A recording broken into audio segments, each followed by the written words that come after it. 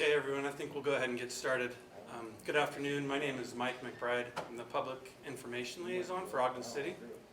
We are here today to talk about events that occurred during the Ogden Diversity Commission meeting yesterday. Today we're going to hear from Mayor Mike Caldwell, followed up by Chief of Police Randy Watt. Then we'll hear from Taylor Knuth, who is the chair of the Ogden Diversity Commission. And lastly, we'll hear from Angela Chaburka, who is the chair of the Ogden City Council. Mayor Caldwell. Thank you, and good afternoon, everybody. We appreciate everybody's attendance here, and I hope the people that we have here will reflect just how seriously we take those events. The Diversity Commission, we appreciate the chair, the City Council chair, Chief of Police, sorry about that, and our CAO, Mark Johnson.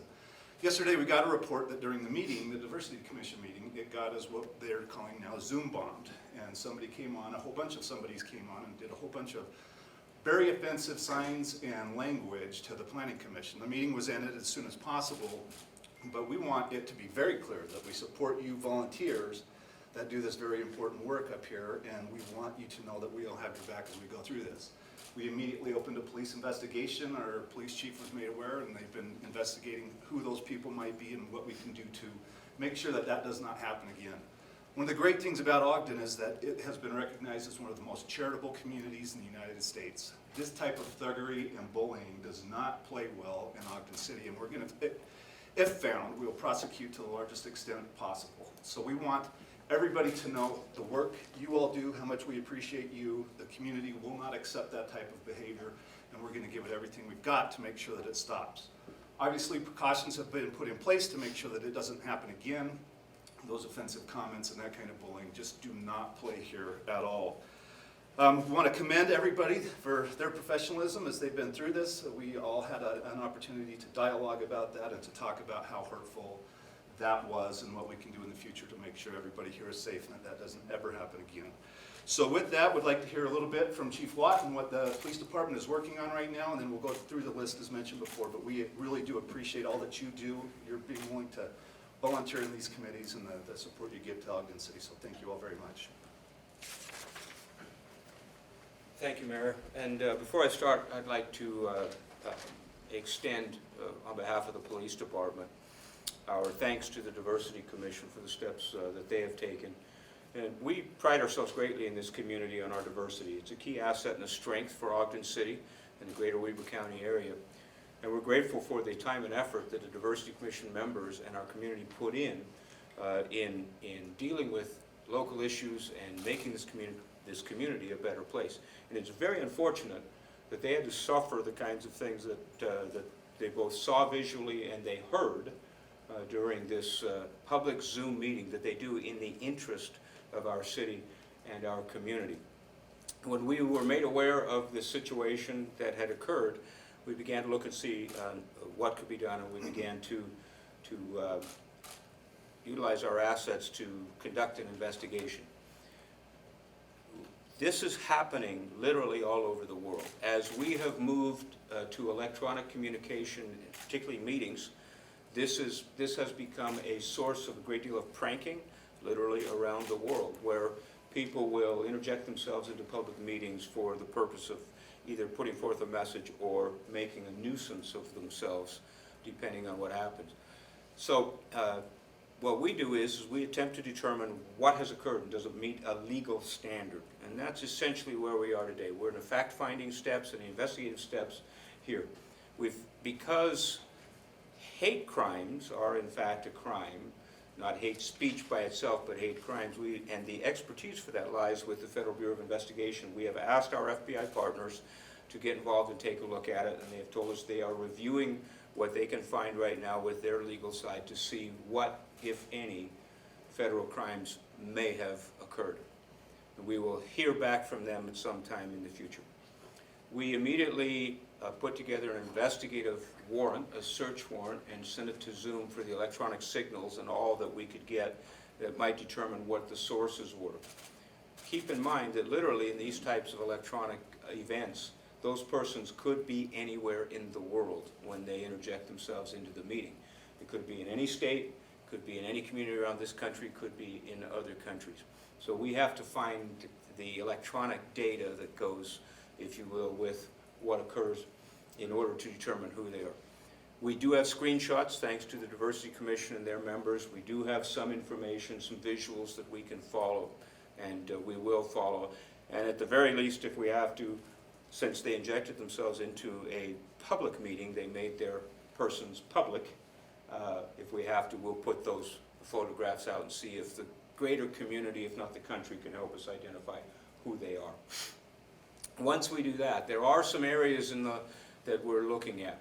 The pornographic images that came out, depending on the ages of the perpetrators as they share them, there may very well be a violation of the Dealing in Harmful Materials to a Minor Act. And there are, depending on where the source was that came from, or whether or not it crossed state lines, there's the potential for federal charges there as well as state charges. As far as the vulgar language and demeaning terms, that's something that our legal folks are going to have to look at. County Attorney's Office, Federal Bureau of Investigation, determine whether or not actual crimes have occurred.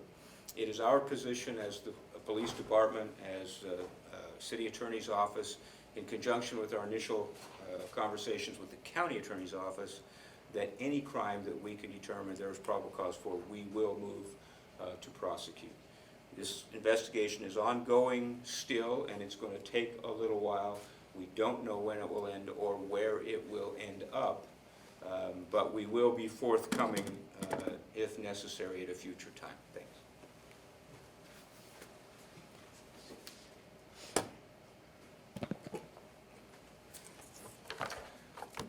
Hello, my name is Taylor Knuth, and I am the chair of the Ogden City Diversity Commission, as well as a resident of Ogden City. I want to begin by thanking Ogden City Mayor Mike Caldwell, as well as the police chief, Chief Watt, our Diversity Affairs Coordinator, Viviana Felix, and Angela Chaburka, the chair of the Ogden City Council, as well as the dedicated staff and the detectives working to address the situation. At approximately 2:13, yesterday, May 13th, several individuals interrupted a public meeting held by the Ogden City Diversity Commission. They bombarded this virtual call with racial slurs and gestures, as well as pornographic images. Shortly after this activity began, the meeting was terminated. The Diversity Commission was formed in 2016, it is an official charter of the Ogden City Mayor's Office. Our vision is to promote an Ogden that is inclusive and welcoming, thriving on trust, equity, and the interdependency of our diverse communities. The Ogden City Diversity Commission seeks to promote Ogden City as a place where everyone belongs. Our communities of color are valued here. They are respected, and they are deserving of existing in our city without fear of discrimination or oppression based on the color of their skin. We stand with our communities of color, and we explicitly condemn hate speech of any kind, as well as racial slurs or gestures. Our commission remains committed to maintaining a civil and democratic forum for our public meetings to be conducted virtually during this COVID-19 pandemic and beyond. In addition, the Ogden City Diversity Commission has formed a community conversation committee to begin to address conversations of equity and inclusion on a larger scale in our community. Dates and information for these meetings will be released at a future date on our website, as well as on our social media page. In closing, I'd like to remind everyone in our community and everyone that's listening of the words of Dr. Martin Luther King Jr. Darkness cannot drive out darkness. Only light can do that. Hate cannot drive out hate. Only love can do that. Thank you.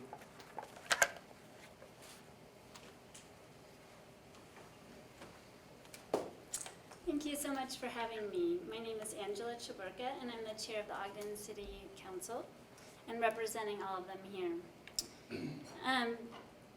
We really do condemn this act. And just this past Tuesday, we passed a joint anti-xenophobia proclamation in partnership with the mayor. And we really want to ensure our community that we support them and all the efforts to be inclusive and celebrate the diversity of Ogden City. We will not tolerate hate acts and speech in our community. We support all the efforts of the diversity commissioners, and we're very saddened that this event occurred. Thank you to the Ogden Police Department and the mayor for their swift action in addressing this event. Thank you.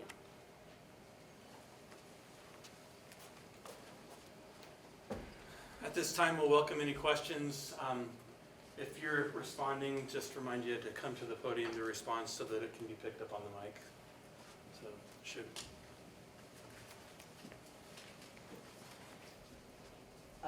Spencer Joseph, Fox 13. Can someone explain a little bit of the difference between hate speech and a hate crime, what the legal distinction between those two are, and what actually constitutes a crime being committed? Whole legions of attorneys haven't been able to figure that out yet. Speech is protected under the First Amendment of the Constitution of the United States and includes to some degree hate speech. There are specific crimes included in the federal crime and in various state codes that have to do with what the impact or effect of that speech is. It generally tends to be more than hurt feelings or that kind of, it has to have a directed result. That's the challenge, and I can't delineate to you the specifics of hate crime other than it has to produce a specific result that is injurious in nature. This is not a first time something like this is happening, as was mentioned. Are the meetings password protected, some of these, or do you need to log in to get into these kind of meetings? Some of them haven't been in the past, and these are sadly lessons learned as we go along. So every public meeting moving forward will be password protected. And it's unfortunate because it takes the voice of the public away and makes it a little bit more difficult. Some people are tech challenged and don't know how to do that, and they have important things to offer. So we're trying to give tutorials and make it as easy as possible for people to log in and still be able to participate, because they are public meetings, and they're public for a reason. It's really important that we hear those voices.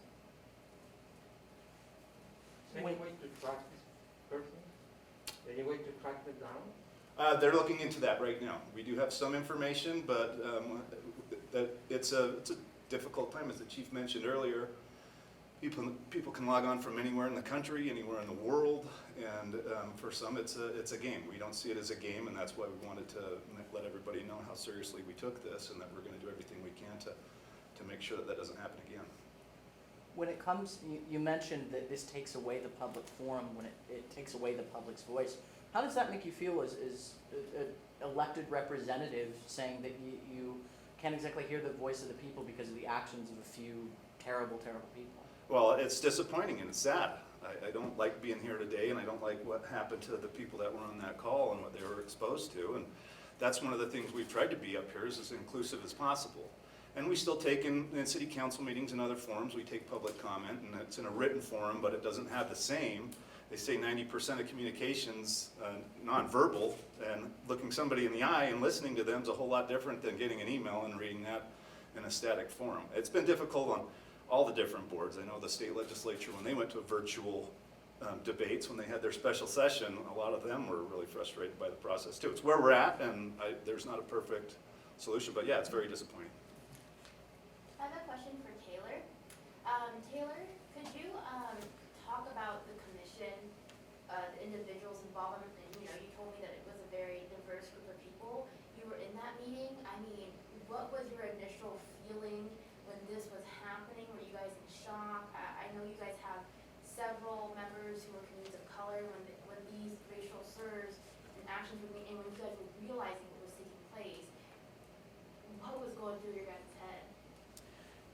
I can't speak for the rest of the Diversity Commission, but speaking from a personal note, I have to say that I was in shock. The way these instances occur are, you know, as Chief Watt mentioned, they're pervasive, and they hit you in a place that you don't expect. Following the meeting, I spoke with one of our Black commissioners, and he expressed that this isn't out of the ordinary. In fact, it's almost normal and something to be expected as a person of color in America.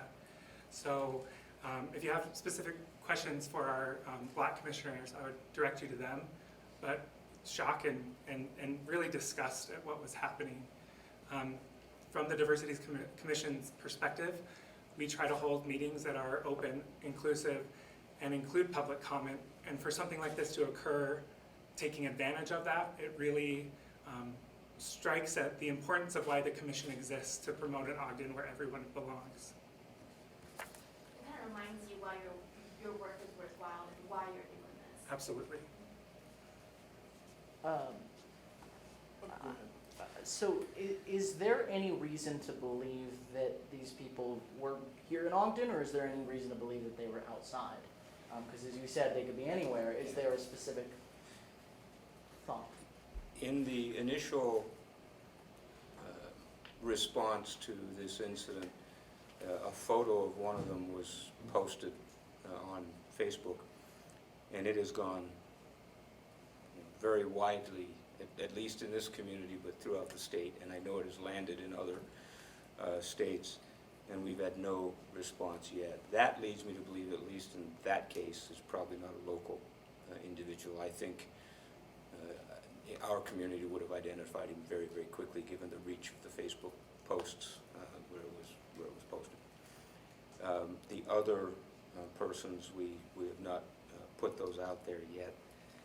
There's nothing, I don't want to get too far into it, but our investigators look at everything that's visible in an attempt to identify what, where, who that is.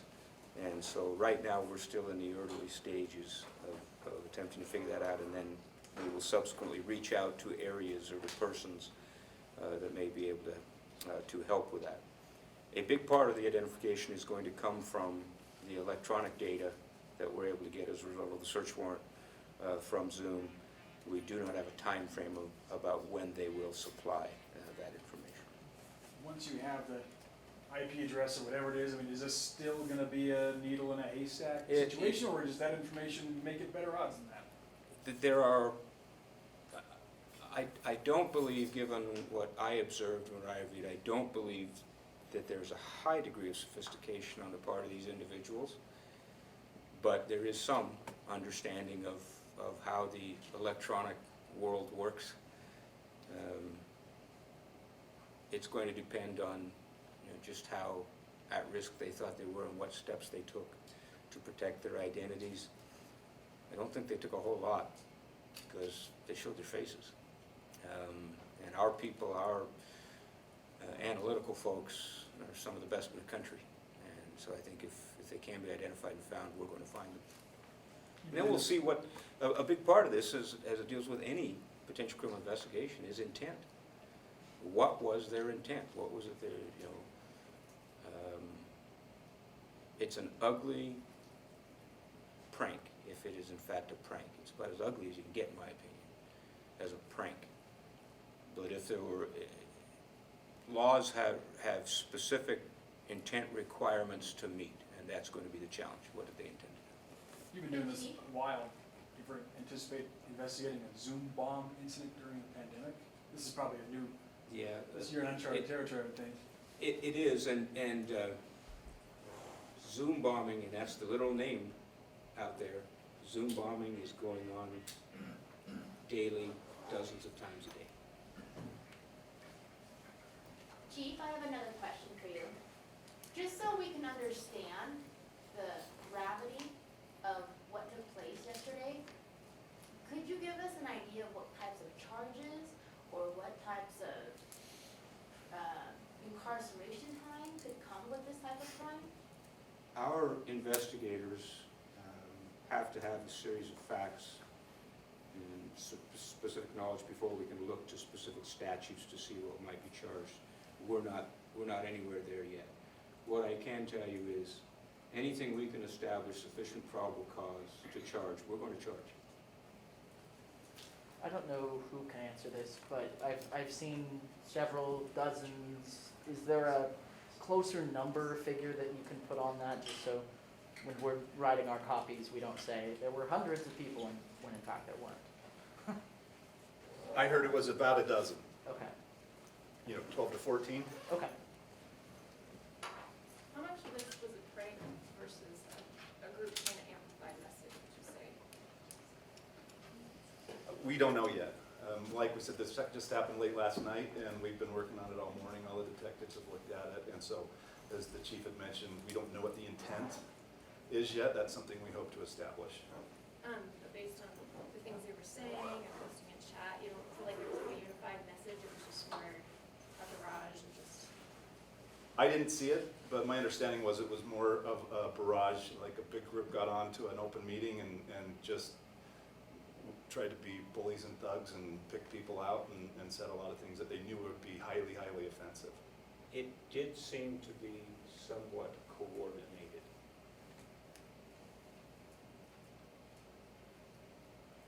What is the, and this, I guess, could be directed to you, what is the benefit of the sort of open discussion about this? The press conference, addressing it in a very public way? What is the value of that in terms of some of the goals you have for yours? Well, I'll jump in with my goals. My goals is to reiterate that that's not acceptable behavior in our community by any stretch, and to thank our Diversity Commission for the work that they do. It was mentioned earlier that this highlights the need for a Diversity Commission, and that work's more important now than it ever has been. And so we wanted them to know that we have their backs. We appreciate what they do, the commitment they have to our community, and we didn't want this to go unnoticed or swept away. I've been on some other meetings where they've been Zoom bombed and everything as well, but these were such personal comments that we felt it was our responsibility to come out and tell them how much we appreciate what they're doing and let them know that we've taken action steps to protect them so they can continue doing their work.